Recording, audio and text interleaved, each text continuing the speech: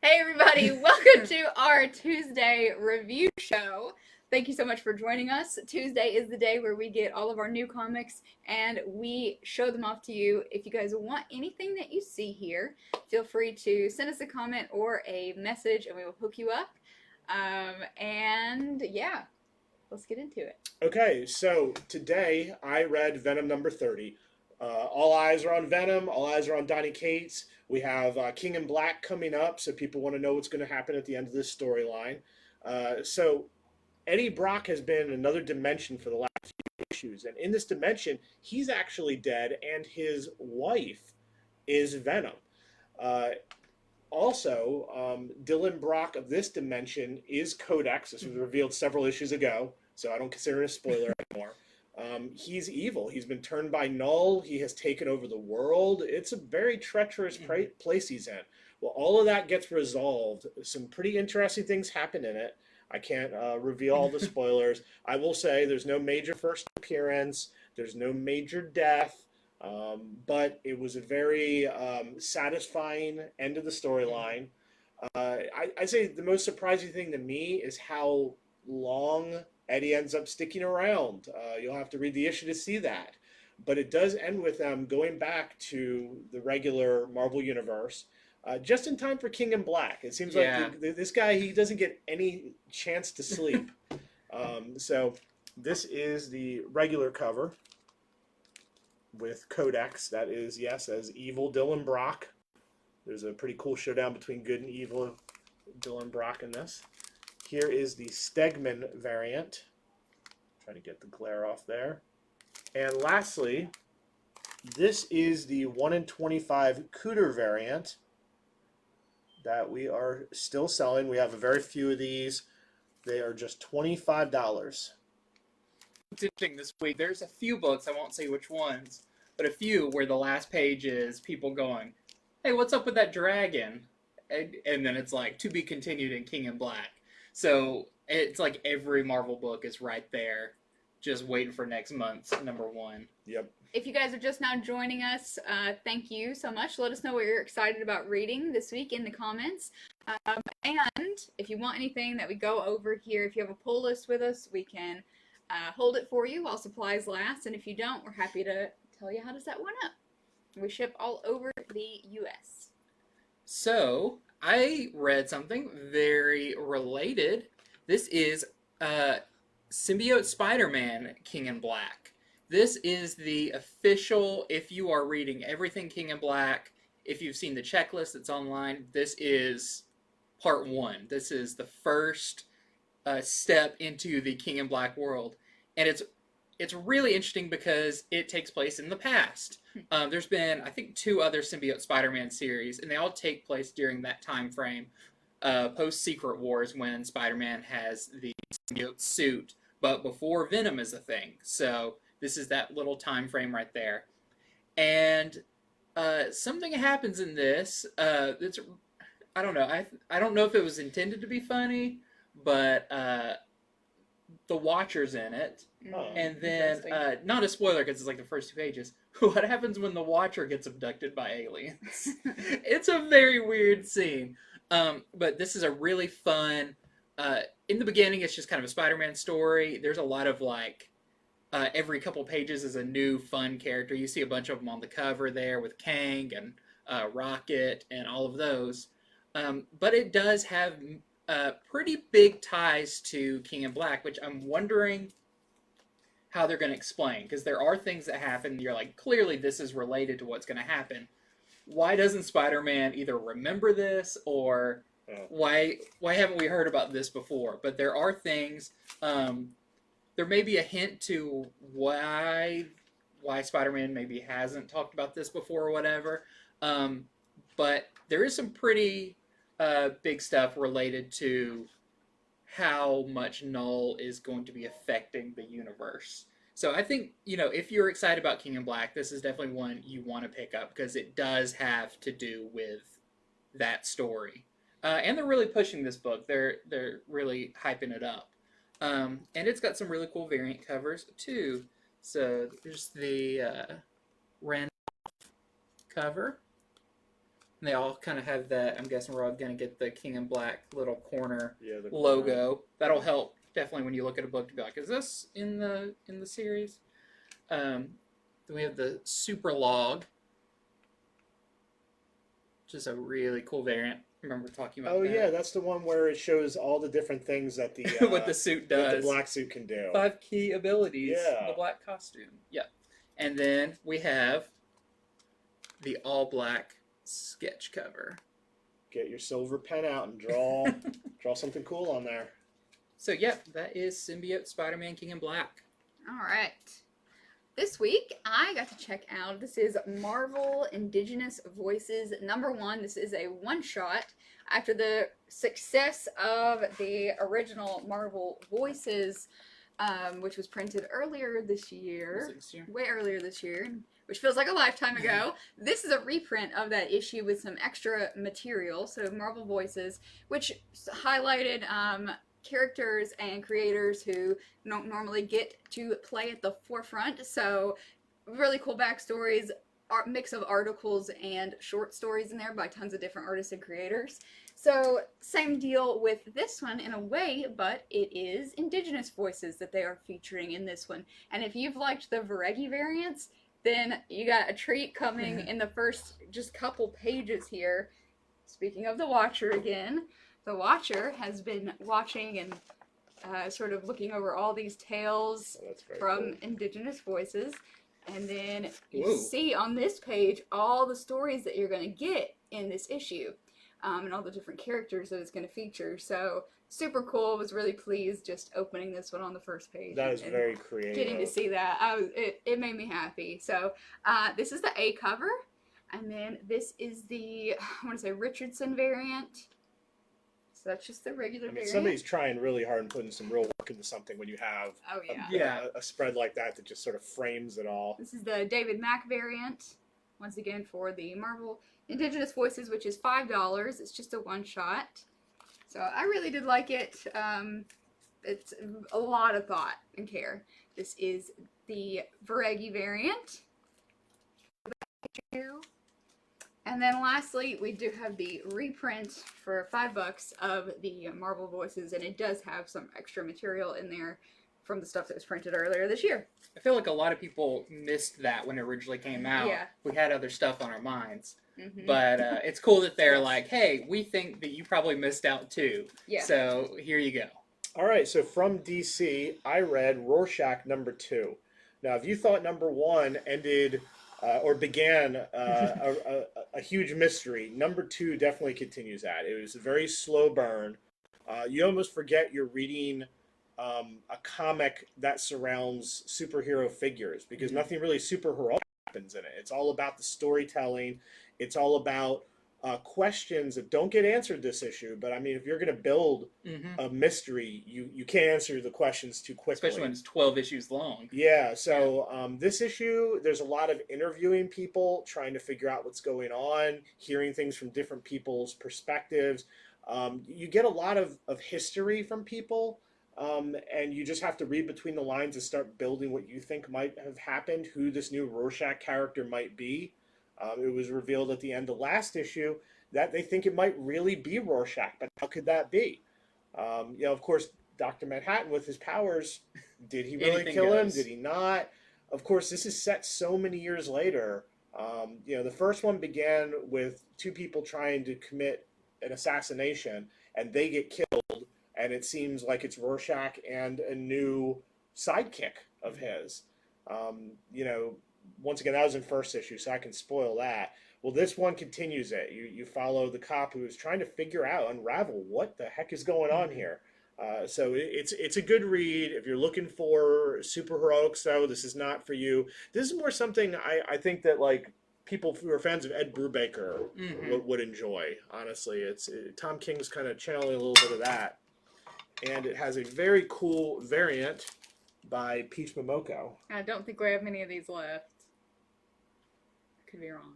Yeah, so that is what's going on with Rorschach #2. It's a 12-issue series, and I think he's going to need all that time to explain the stuff he's been setting up. So, whoa.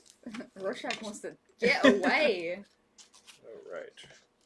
So, other thing I got to read, actually read a few days ago. When this came in, I had to immediately flip through it and see what happened because we are getting pretty far into. Yeah, we that's don't the have penultimate issue. the penultimate issue. So, I mean, of course, I don't want to spoil things in this one because, yes, I mean, this is basically all the cards are on the table for. It's hard to see this one with the shine. So yeah, this is definitely.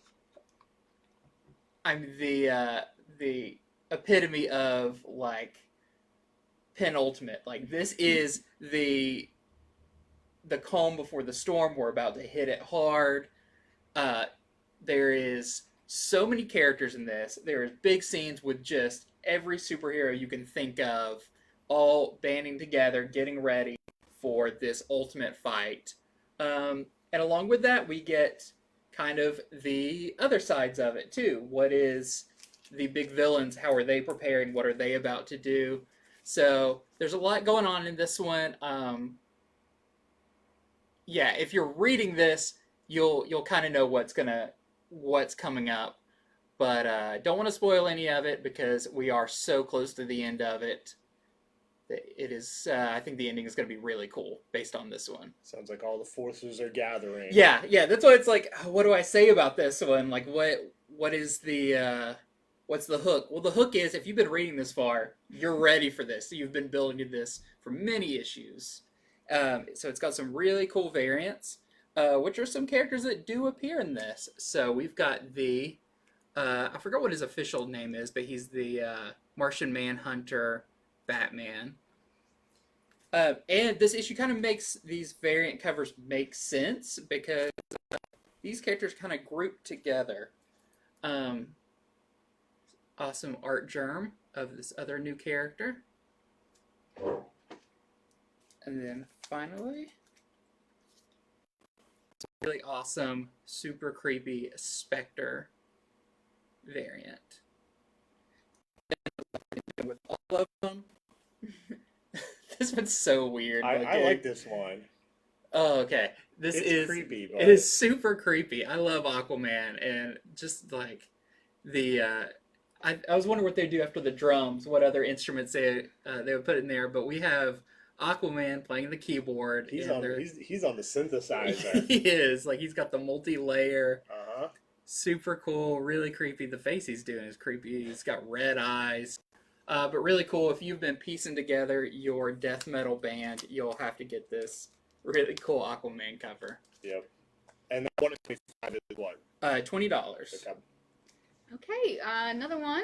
I am the queen of one-shots this week. So this is Widowmaker, Red Guardian, and Yelena Belova. It should be written the other way, though, because Yelena is definitely the main character of this. I think their intention with this issue was probably to get you more familiar with these two characters before the movie, which is still coming out someday. So, of course, we know about Black Widow, but we may not know about her husband, Red Guardian, from the past, and Yelena, her sort of peer in the Red Room. So here's an adventure with them.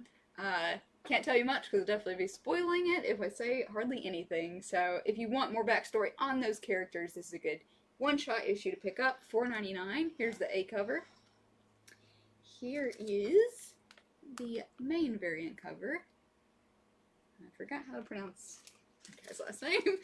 Here is our MCU variant. Yeah, definitely giving a nod to what this was intended to be.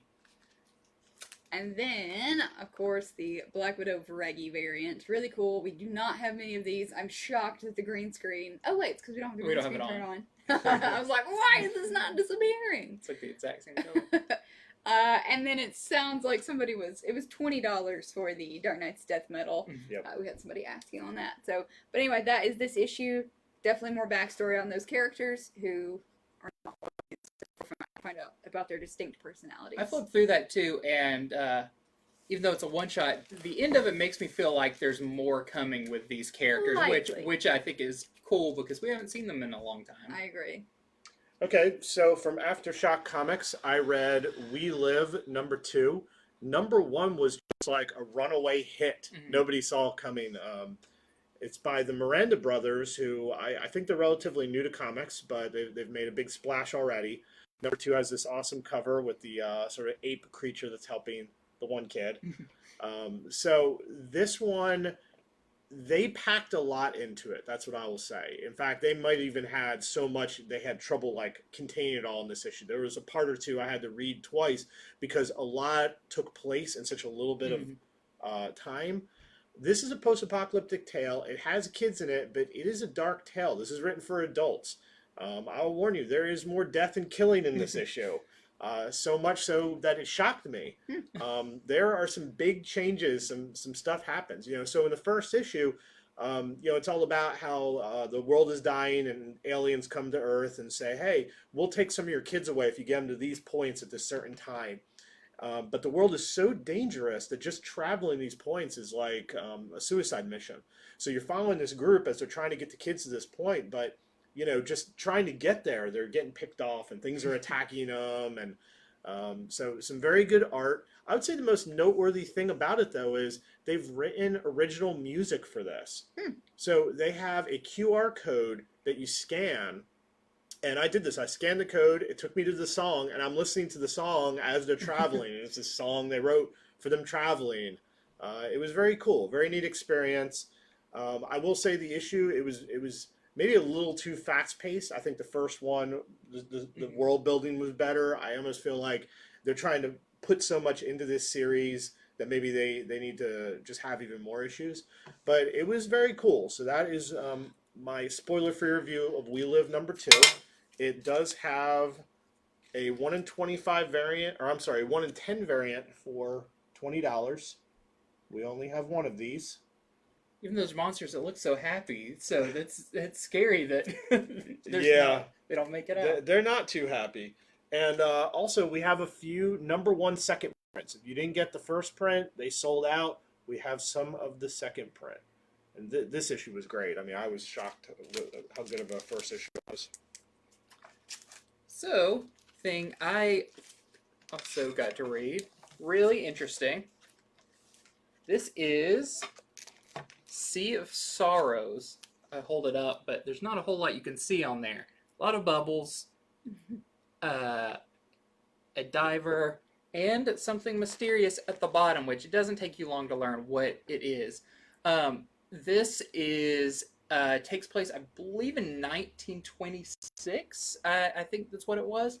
And it is basically like a treasure hunting team find out that there is a wrecked submarine that may have a bunch of gold on it. So they put together a team and they go hunting for the gold. But of course, there's other things that lurk in the ocean. And yeah, it is visually very dark, but also it just feels mood very dark. This kind of like quest for gold, how sometimes that's kind of a gold sickness with everyone wanting to get it. I really like the art in it. It's really weird, and I would say most of this book is black. Like, under the ocean, it is black. The only things you really see are kind of what a headlamp is showing or whatever. But what they discover, what's also living down there, really cool. Interesting to see at the end what happens with that. Very adult. There's, of course, language, but there's other stuff, too. So I would say it's definitely a mature title. But I always love these stories. I liked the Hill House book, Plunge. Very much like that. Kind of the same idea of messing with the ocean, a little Lovecraftian feeling, kind of isolation. It almost makes you think when you see like the bubbles and the pitch black background, like almost a astronaut lost in space type. And I don't know if that's a look they were going for, but I thought it was a really cool isolationist look to it. So that one, we have the retailer incentive variant. It's a really cool painterly. I'm surprised it doesn't quite give away what the creature is on it. You could probably figure it out by looking, but I don't know if that's tended to be a big spoiler, so I'm not going to say. But we have this one for $15, the 1 in 10. It sounds like a good horror comic. Yeah, I love oceanic horror. Yeah. It's just one of the scariest places ever. Yeah. Yep. All right. Well, you got any more? That's it. I think that's it, guys. It's kind of a small week. It's gearing up right before the holidays, so things are. We're trying to save your wallet, not we, the companies. But anyway, We aren't. that's actually it for today. Except there are always, of course, ongoing series and things like that, and probably lots of stuff in your pull box for you. Again, if you don't have a pull list with us, we're happy to set you up, whether you are local or we can ship to you. We ship all over the U.S. If you guys are local, we just set up a huge PVC statue display for the holidays, so drop by and see that. Otherwise, send us a message, let us know what you are liking to read this week. We'd love to hear from you guys, and we will see you this Friday on our Comics from the Future FOC pre-order show. Yep. Thank you very much for tuning in and listening to us talk about these cool comics we got to read early.